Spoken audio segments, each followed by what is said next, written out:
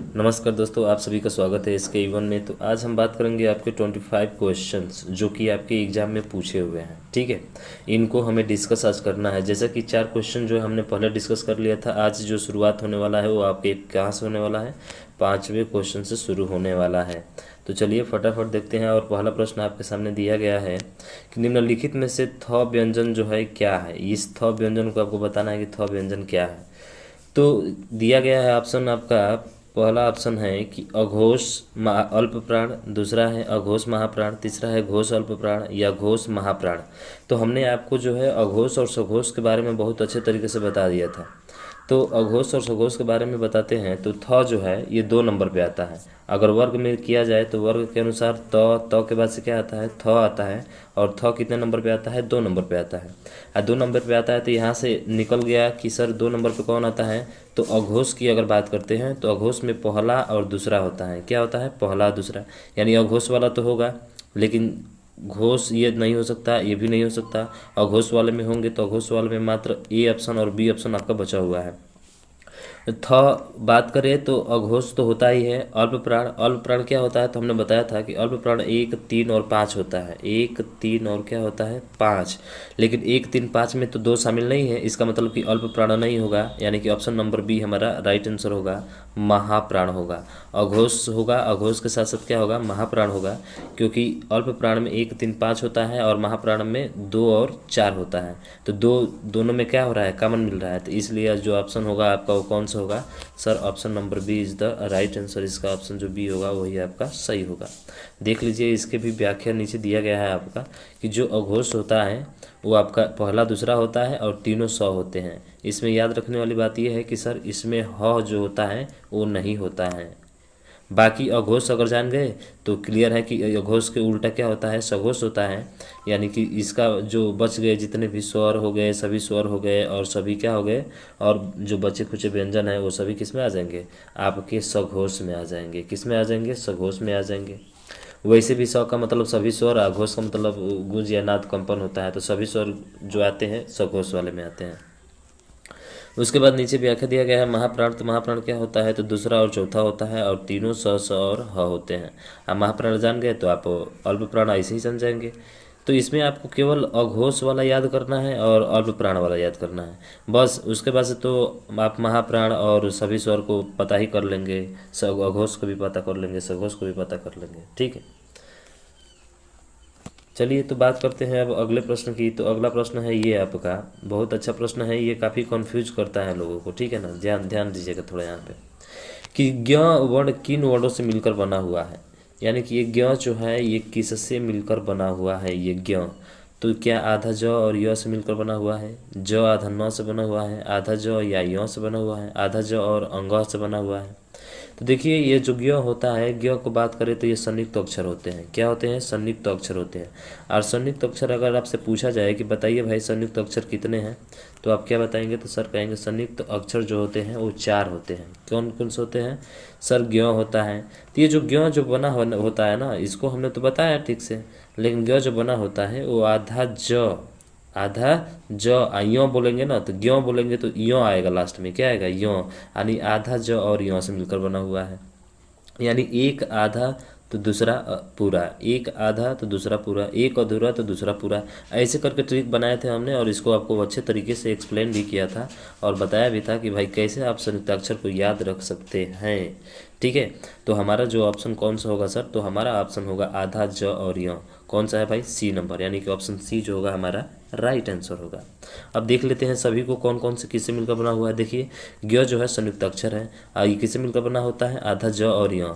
देखिए इसको ऐसे भी लिख सकता है, आधा ज करके फिर जो य है ना, तो इस य को भी आधा लिख देगा और फिर जैसे य को आधा लिखेगा तो इसमें भी क्या आएगा, ये भी लिख सकता है, दे सकता है आपको, ये भी हो सकता है इसका। ठीक है, जब दोनों अधूरा तो एक तो आना जरूरी है, नहीं तो एक अधूरा तो दूसरा पूरा हो सकता है आपका। एक और दे, य आधा दे दे और ज पूरा दे दे, तो ये भी आपका सही होगा। तो ये भी सही होगा, ये भी सही होगा और ये भी सही होगा।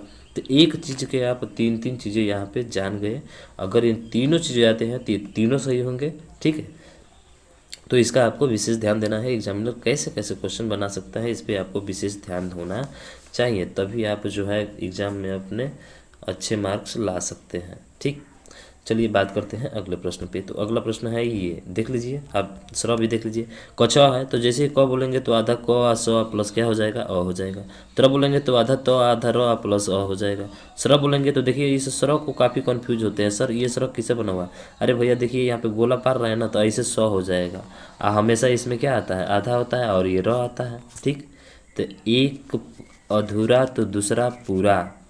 फिर से इसी को ऐसे भी फिर बताए थे कि लिख सकते हैं ये र और आधा, आधा क्या लिख सकते हैं, आधा 100 भी लिख सकते हैं। और फिर से इसमें क्या जोड़ देंगे, अ। जब दोनों अधूरा तो अ आएगा उसके साथ। ठीक, उसी तरह से त्र है तो और र से मिलकर बना हुआ है, आप देख सकते हैं यहाँ पे चारों आपको दिए गए हैं। ठीक, चलिए बात करते हैं अगले प्रश्न पे। और ये प्रश्न रहा कि निम्नलिखित में से मूर्धन्य व्यंजन है। मूर्धन्य मतलब समझते हैं कौन सा होता है, मूर्धन्य व्यंजन कौन सा है। सर मूर्धा से जो बोला जाता है, किसे बोला जाता है, सर जो मूर्धा से जो बोला जाता है उसी को मूर्धन्य व्यंजन बोलते हैं। मैंने कहा कि बिल्कुल सही बोल रहा है आप। ठीक है, तो मूर्धा क्या होता है, तो याद रखना होता है किस तरह से, के टी एम डी ओ, यानी के से कंठ, टी से तालु, एम से मूर्धा, दी से दंत और ओ से ओष्ठ। तो बताइए, क हो गया, च हो गया, ट हो गया, तो ट वाला होगा सर, और ट वाले में सी है, तो ऑप्शन नंबर टी सी जो है आपका क्या हो जाएगा, राइट आंसर होगा। तो ये हमने आपको ट्रिक भी इसके बताए थे कैसे याद रखना है। क वर्ग होता है तो क वर्ग के लिए के होता है, ट वर्ग होता है, च वर्ग होता है तो च वर्ग के लिए क्या होता है, टी होता है, और टी का मतलब तालु, के का मतलब कंठ। उसके बाद से के टी एम, एम का मतलब मूर्धा होता है, और मूर्धा का मतलब कि ट वर्ग हो जाएगा, ये च वर्ग हो जाएगा, और ये क वर्ग हो जाएगा। उसके बाद से आपको जो है तीसरा है वो कौन, चौथा है कौन सा, ओ का मतलब ओष्ठ, यानी प वर्ग हो जाएगा। ठीक है, वो नहीं बल्कि आपका डी आता है, क्या आता है, डी। तो डी का मतलब दंत, दंत का मतलब त थ द थ न, और उसके बाद से लास्ट बच गया ओ, आ ओ का मतलब पी, आ पी का मतलब क्या होता है, पी का मतलब प, यानी प जो होगा प वर्ग ओष्ठ से बोला जाएगा, डी वर्ग जो है त से बोला जाएगा, एम वर्ग जो है आपका ट से बोला जाएगा, और दंत जो है यहाँ पे आपके किससे बोला जाएगा, च से, और कंठ बोला जाएगा क से। मूर्धा, कंठ, तालु, दंत, ओष्ठ। ठीक, इस तरह से आप याद रख सकते हैं इसको। देखिए कंठ वर्ण क्या होता है, देख लीजिए यहाँ पे थोड़ा सा बात कर लेते हैं। कंठ वर्ण जितने भी अ आ क वर्ग हो गया और विसर्ग हो गया, ये सभी किससे बोले जाएंगे, कंठे से बोले जाएंगे। तालव्य से कौन बोले जाएंगे, तालव्य से ई च वर्ग और य और स। ठीक है, इसको ईचू या सब तालु नामा बोलते हैं हम लोग, ईचू या स तालु, इसे याद रखते हैं, तालव्य व्यंजन से बोला जाएगा, तालव्य वर्ण से। कंठ वर्ण अकुह विसर्जनीय नाम कंठ। ठीक है, अकुह विसर्जनीय नाम कंठ का मतलब होता है अ आ क और विसर्ग जो होते हैं वो किससे बोले जाएंगे, आपके कंठ से बोले जाएंगे। किससे बोले जाएंगे, कंठ से। ठीक, चलिए अगले प्रश्न की बात करते हैं। तो ये रहा आपके सामने अगला प्रश्न कि वर्ण किसे कहते हैं। अब यहाँ पे पूछा गया है वर्ण किसे कहते हैं। तो आप जानते हैं कि किसी भाषा के लघुत्तम व्यंजन को, नहीं सर लघुत्तम व्यंजन तो कभी हो ही नहीं सकता, किसी भाषा के लघुत्तम स्वरों को नहीं, लघुत्तम स्वरों को बिल्कुल नहीं, किसी भाषा की लघुत्तम सार्थक इकाई ध्वनि को, हाँ देखिए सार्थक भाई उसका कोई ना कोई क्या निकलना चाहिए, अर्थ निकलना चाहिए। इसके वजह से इसका ऑप्शन नंबर सी होगा, यानी किसी भाषा की लघुत्तम सार्थक ध्वनि को ही क्या कहा जाता है, वर्ण कहा जाता है। ठीक, हाँ तो किसी भाषा को लघुत्तम सार्थक अक्षर को नहीं, option number c is the right answer. बात करते हैं 9वें प्रश्न की। री को क्या कहेंगे। अब देखो री को क्या कहेंगे, अभी बताए पीछे सर। री, ऋतु रस नाम मूर्धा। ठीक है, री हो गया, स हो गया, ट वर्ग हो गया, ये जो बोला जाते हैं ये आपके मूर्धा से बोले जाते हैं। चलिए मूर्धा की तो बात है नहीं यहाँ पे, सर ये प्रश्न हमारा ये पूछा है कि री को क्या कहेंगे, क्या अक्षर कहेंगे, क्या वर्णमाला कहेंगे, क्या व्यंजन कहेंगे, या क्या स्वर कहेंगे। तो देखिए आप इसको अक्षर नहीं कर सकते, इसको आप वर्णमाला नहीं कर सकते, इसको आप व्यंजन नहीं कर सकते। री आपका क्या है, स्वर है। तो इसका जो ऑप्शन नंबर डी है वही आपका क्या होगा, राइट आंसर होगा। तो ध्यान रखिएगा, ई जो है क्या है, री क्या है आपका, तो री जो है आपका एक स्वर है। क्या है, स्वर। बात करते हैं अगले प्रश्न पे। अगला प्रश्न है किस विकल्प में सघोष व्यंजन नहीं है। कौन सा ऐसा विकल्प है जिसमें सघोष व्यंजन नहीं है। सर अभी सघोष 3, 4 और 5 ये सघोष होते हैं हमारा।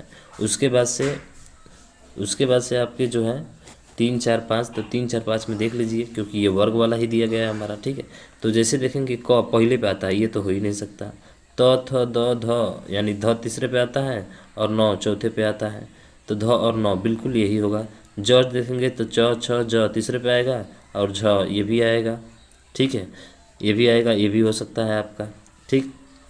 ब और भ देखेंगे तो प फ ब और भ ये भी हो जाएगा। इसका मतलब पूछा है यहाँ पे क्या, नहीं, यही तो ध्यान देना है मेरे भाई, नहीं है। तो इसका मतलब कि ऑप्शन नंबर ए हमारा क्या होगा, राइट आंसर होगा, क्योंकि इसने पूछा है कि कौन सा सघोष व्यंजन नहीं है। तो सघोष व्यंजन क और ख नहीं है, तो क और ख है, कौन सा है सर, ये अघोष व्यंजन है। आघोष व्यंजन अभी अभी आपको बताया था मैंने कि पहला और क्या होता है, दूसरा होता है, उसी को अघोष कहा जाता है, यानी कि ऑप्शन नंबर ए हमारा राइट आंसर होगा। तो यहाँ पे आपको ध्यान देना है थोड़ा सा, नहीं वाला, नहीं तो फिर आप गलती करके यहीं से ट्रिक लगा के बढ़ जाएंगे आगे, ठीक है। तो ध्यान दीजिएगा इसका, ठीक। चलिए अगला प्रश्न है कि देवनागरी लिपि में कितने स्वर होते हैं। ये तो सबको पता है भाई, देवनागरी लिपि में जो स्वर होते हैं वो कितने होते हैं, 11 होते हैं। अ से लेकर कहाँ तक, तो अ से लेकर सर औ तक होते हैं। कितने तक होते हैं, अ से लेकर औ तक जोड़ेंगे तो आपकी टोटल संख्या कितनी आएगी, 11 आएगी। तो देवनागरी लिपि में जो स्वरों की संख्या होती है वो कितनी होती है, 11 होती है। 12वां प्रश्न है, निम्नलिखित में से महाप्राण व्यंजन है। अरे तो भैया बता दिया महाप्राण व्यंजन क्या होता है सर। महाप्राण पहले अल्प प्राण, उसके बाद से नीचे महाप्राण, अल्प प्राण, महाप्राण, ऐसे बताए थे हम। इसका मतलब सर पहला अल्प प्राण होगा तो दूसरा महाप्राण होगा, तो चौथा भी तो महाप्राण होगा, बिल्कुल सर। दूसरा और चौथा जो होता है वो महाप्राण होता है, दूसरा और चौथा जो होता है वो क्या होता है, महाप्राण होता है, और तीनों स और ह होते हैं। तो देखिए ये स दिया गया है यहाँ पे, तो इसका मतलब कि ऑप्शन नंबर सी क्या होगा, राइट आंसर होगा। यानी कि तीनों स जो है आपके क्या है, तो तीनों स जो है आपके महाप्राण है। क्या है, महाप्राण। देख लीजिए महाप्राण में कौन आते हैं, दूसरा, चौथा और तीनों स और ह। अब बात करते हैं अघोष वाले में, तो अघोष वाले में खाली यही तीनों स आते हैं, ये ध्यान रखिएगा। थोड़ा सा इसके विपरीत चलता है, ठीक, थोड़ा सा विपरीत चलता है। बात करते हैं अब अगले प्रश्न पे। तो अगला प्रश्न है आपके सामने ये, क्या कह रहा है कि संयुक्ताक्षर त्र का निर्माण होता है। अभी पीछे पड़े हैं, आधा त और आधा र। तो देखिए इसमें दो ऑप्शन दे दिया गया है, एक ये भी दिया गया है यहाँ पे और एक ये भी दिया गया है। ये दोनों ही सही होंगे, ठीक है। गलती से आपका ये आ गया है इसमें, हालांकि यहाँ पे जो होना चाहिए ये होना चाहिए, नॉन ऑफ दीज, यानी कि NOT, ठीक है, यहाँ पे NOT होगा, नॉट। तो त्र अभी भी पीछे बात की है सर, आधा तो और र, यानी कि ऑप्शन नंबर ए हमारा सही होगा, ठीक। तो इसमें सोचना नहीं है आपको। अगला है कि निम्नलिखित में से फ किस प्रकार का व्यंजन है। फ, तो प के बाद से क्या आता है, फ आता है। तो प फ जब भी आप बोलेंगे तो दोनों आपके लिप्स जो होंगे यानी ओठ जो होंगे सटेंगे। तो सटेंगे तब मतलब क्या, सर ओष्ठी हो जाएगा, यानी कि ऑप्शन नंबर डी आपका राइट आंसर होगा, ठीक। उसके बाद निम्नलिखित में से घोष व्यंजन है। अरे घोष व्यंजन, घोष व्यंजन को क्या कहा जाता है सर, घोष व्यंजन को सघोष भी कहा जाता है। क्या कहा जाता है, सघोष कहा जाता है। तो सघोष कौन सा होता है सर, सभी स्वर होते हैं, और स तो कभी होगा नहीं, ये भी स नहीं होता है, ठीक है। और बात करें सघोष है आपका, तो तीसरा, चौथा और पांचवा होता है। ठ क्या होगा, ट ठ दूसरे पे आता है, नहीं सर नहीं होगा। इसका मतलब कौन सा होगा सर, र होगा, यानी अंतस्थ व्यंजन य, र, ल और व, ये आपके क्या होते हैं, घोष व्यंजन होते हैं। तो आप इनको ध्यान रखिएगा, ठीक है। तो आपका जो होगा वो कौन सा होगा, र होगा, यानी ऑप्शन नंबर सी होगा। बात करते हैं 16वें प्रश्न पे। तो 16वां प्रश्न है कि ओम को किस तरह का स्वर कहा जाता है। सबको पता है भाई, ऐसे करके तीन जैसा होता है, तो इसको हम लोग क्या नाम देते हैं, प्लुत स्वर नाम देते हैं। क्या नाम देते हैं, प्लुत स्वर, यानी कि option number D is the right answer. तो हमारा जो होगा वो कौन सा होगा, प्लुत स्वर होगा, इसे प्लुत स्वर कहा जाता है। प्लुत स्वर क्या होता है, तो जिनके उच्चारण में काफ़ी ज़्यादा समय लगता है उसे ही क्या कहते हैं, प्लुत स्वर कहते हैं। अगला प्रश्न है कि निम्नलिखित में से स्पर्श संघर्षी व्यंजन है। तो स्पर्श भी है, स्पर्शी भी है और संघर्षी भी है। तो स्पर्श संघर्षी कौन सा होता है, तो सर संघर्षी व्यंजन तो स होते हैं, ठीक है, स होते हैं। लेकिन स्पर्श संघर्षी बोला है तो स्पर्श संघर्षी में आपका च, छ, ज और झ होता है, यानी कि ये तीनों नहीं होंगे, ये आपका option number A right answer हो जाएगा, ठीक है। तो याद रखिए स्पर्श संघर्षी क्या होता है, च, छ, ज और झ होते हैं, ठीक। अगला प्रश्न है कि निम्नलिखित में से तालव्य व्यंजन नहीं है। कौन सा है जो तालव्य व्यंजन नहीं है, तो देखिए इस स को हम लोग तालव्य स बोलते हैं। क्या बोलते हैं, तालव्य स। इसका मतलब कि ऑप्शन नंबर ए ही हो जाएगा, ठीक है। तो बाकी अब सोचना है, ये नहीं है य और उसके बाद य तो हो ही नहीं सकता है। देखिए तालव्य व्यंजन च वर्ग और य स होता है, च वर्ग और कौन सा होता है, य और स होता है। तो स होगा च, छ, ज, झ, ठीक है ना। तो ये आपके हो जाएंगे। तो इसमें थोड़ा ध्यान दीजिएगा, फिर से एक बार गलती मिस्टेक क्या कि सर पूछा है इसमें तालव्य व्यंजन नहीं है। तो देखिए ये भी है तालव्य व्यंजन, य भी है आपका तलव्य व्यंजन, ठीक है, और य भी है, ये आपका त नहीं है, ये आपका कौन सा है? तो सर जो त होगा ये त आपका राइट आंसर होगा। ध्यान रखिएगा यहाँ पे नहीं दिया है, क्योंकि ये बार बार हम आपको दिखा रहे हैं, थोड़ा ध्यान दीजिएगा। इसीलिए जो है आपका जो सही होगा वो ऑप्शन नंबर डी होगा, ठीक। हाँ तो ध्यान रखिएगा। अब देखिए दंत ओष्ठ, यानी कि दांत और ओष्ठ दोनों से बोले जाते हैं, तो ध्यान रखिएगा दंत और ओष्ठ जब ओआ बोलेंगे ना, तो ओआ बोलेंगे तो आपका दांत भी आएगा और ओष्ठ भी आएगा। तो इस तरह से ऑप्शन नंबर सी जो होगा आपका राइट आंसर, यानी दंतोष्ठ में क्या हो जाएगा? तो दंतोष्ठ में सर सी हो जाएगा। वैसे ख, न और ठ आप जानते ही हैं, ठीक है। चलिए 20वें प्रश्न की बात करें। 20वां प्रश्न है कि निम्नलिखित में से संघर्षी व्यंजन है, तो संघर्षी व्यंजन कौन सा होगा? तो तीनों स होते हैं सब, तो ऐसे करके स हो गया, ठीक। उसके बाद से 21वां प्रश्न है कि जिस स्वर के उच्चारण में 2 मात्राएं लगती हैं उसे कहते हैं। तो भाई सिंपल सी बात है, जिसमें 2 मात्रा लगती हैं उसको हम लोग क्या बोलते हैं? द्विमात्रिक स्वर बोलते हैं। और द्विमात्रिक स्वर के साथ साथ उसको हम लोग क्या बोलते हैं?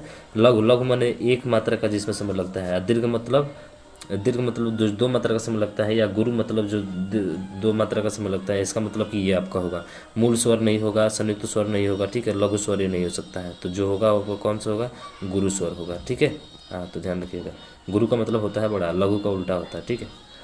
उसके बाद से अगला है 22वां कि प्रयत्न विधि के आधार पर व्यंजन र का क्या है? व्यंजन र क्या है?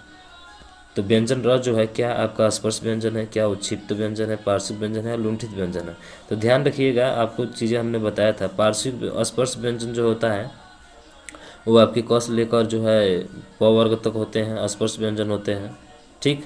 उसके बाद से उच्छिप्त व्यंजन क्या होता है? तो उच्छिप्त व्यंजन ड और ढ होता है, ये बताए थे हम। पार्श्विक व्यंजन क्या होता है? तो सर इसमें र तो नहीं आ रहा है, इसका मतलब पार्श्विक व्यंजन ल होगा हमारा। अब लुंठित बोल रहा है, तो लुंठित कौन सा होता है सर? तो ध्यान रखिएगा, लुंठित को ही हम लोग प्रकम्पित भी बोलते हैं। क्या बोलते हैं? लुंठित वर्ण को ही हम लोग प्रकम्पित व्यंजन भी बोलते हैं। और प्रकम्पित का मतलब आप भली भांति समझते हैं, प्र में ये आ रहा है तो सर इसका मतलब कि र जो होगा वो क्या होगा? लुंठित वर्ण, जिसको हम लोग प्रकम्पित वर्ण के नाम से भी जानते हैं। तो ये हमारा ऑप्शन नंबर कौन सा सही होगा?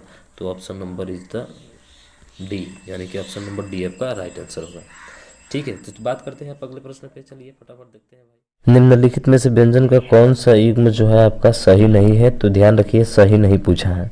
तो च और छ, अल्प प्राण में च छ सर कौन सा होता है? दूसरा और चौथा होता है, ठीक है। महाप्राण है, सॉरी महाप्राण है तो सही होगा। वह होता है अल्प प्राण, बिल्कुल अंतस्थ व्यंजन अल्प प्राण होते हैं। अघोष व्यंजन ठ है तो बिल्कुल ट ठ दूसरा पर आता है, पहला दूसरा अघोष होता है। अघोष व्यंजन है र, नहीं अघोष व्यंजन नहीं है, यह आपका सघोष व्यंजन है। क्योंकि जितने भी आपके अंतस्थ व्यंजन होते हैं वो सभी क्या होते हैं? सघोष होते हैं, यानी कि र जो होगा आपका क्या होगा? सघोष होगा। तो इसलिए ऑप्शन नंबर डी आपका राइट आंसर होगा। इसने पूछा है सही नहीं है, तो आपका डी जो है सही नहीं है, बाकी तीनों ये सही है, ठीक है। ये सही नहीं है तो इस प्रश्न के अकॉर्डिंग हमारा option number D right answer होगा, ठीक। बात करते हैं अगले प्रश्न पे। तो अगला प्रश्न है आपके सामने ये कि निम्नलिखित में से महाप्राण व्यंजनों का सही युग्म है, यानी कौन सा है जो आपका वो सही युग्म है? सही युग्म को बताना है। और कौन सा? महाप्राण। महाप्राण में आप जानते हैं कौन सा आता है? दूसरा और चौथा आता है, तीनों स और ह भी आते हैं, ठीक है। तीनों स और ह भी आते हैं। तो दूसरा और चौथा ख और ब, तो देखिए क ख और प फ ब, ये तीसरा आ रहा है, नहीं होगा। ट ठ दूसरे नंबर पे ये है और घ चौथे नंबर पे है, तो दूसरा और चौथा बिल्कुल सही, यानी कि ऑप्शन नंबर जो बी होगा वो आपका राइट आंसर होगा। अगर छ और ड लेते हैं तो ये नहीं हो सकता है आपका, ये भी नहीं होगा, तो ऑप्शन नंबर बी होगा, ठीक। बात करते हैं अगले प्रश्न पे कि निम्नलिखित में से सही युग्म का चयन कीजिए। कौन सा युग्म जो है आपका वो सही है? सही युग्म चुनना है। तो संघर्षी व्यंजन ट ढ होता है, नहीं होता है। अंतस्थ व्यंजन य बिल्कुल यही होता है, तो बस सही ढूंढना है, यही हमारा राइट आंसर हो जाएगा।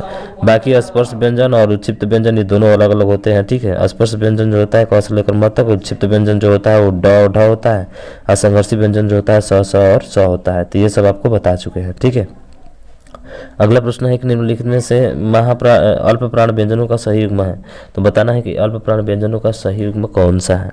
क्या च छ और ध है? तो अल्प प्राण जो होता है पहला तीसरा और पांचवा होता है, पहला तीसरा और पांचवा होता है। बाकी य और ल वो अंतस्थ व्यंजन भी होते हैं, ठीक है। तो देख लेते हैं। तो च छ, तो च पहले नंबर पे, झ 4 नंबर पे, ये नहीं हो सकता है। क पहले नंबर पे, ग तीसरे नंबर पे, ठीक है, लेकिन झ चौथे नंबर पे ये हो ही नहीं सकता है। प पहले नंबर पे आता है, फ दूसरे नंबर पे आता है, तो ये नहीं हो सकता है। यानी कि option number D is the right answer, क्योंकि ज पहले नंबर पे आता है, तीसरे नंबर पे आता है, ड भी तीसरे नंबर पे आता है, अंतस्थ व्यंजन भी सभी क्या होते हैं, अल्प प्राण ही होते हैं। तो इसका मतलब कि ऑप्शन नंबर डी आपका राइट आंसर, यही सही युग्म है। ठीक, अगला है निम्न में से अघोष व्यंजन नहीं है। तो कौन सा व्यंजन जो है आपका अघोष नहीं है? अघोष का मतलब कि सर पहला और दूसरा, ठीक है, ये अघोष होते हैं। पहला दूसरा ये जो होते हैं आपके अघोष होते हैं, और तीनों स होते हैं। तो इसका मतलब सर पहला दूसरा, ये क तो अघोष है, ठीक है, उसके बाद से थ भी अघोष है, फ भी अघोष है, लेकिन ये अघोष नहीं है और नहीं वाला ही पूछा है, यानी कि ऑप्शन नंबर डी आपका राइट आंसर हो जाएगा। फिर 28वां प्रश्न है, किस क्रमांक में मूल स्वर है? अब मूल स्वर जानते हैं आप, मूल स्वर जो होता है अ, ई और उ होता है। क्या होता है? अ, ई और क्या होता है? उ, ये मूल स्वर आपके हैं। तो ये आपका देख रहे हैं यहाँ पे दीर्घ उ नहीं होता है, सिर्फ उ होता है। ठीक, तो ये ऑप्शन नंबर ए आपका राइट आंसर हो जाएगा।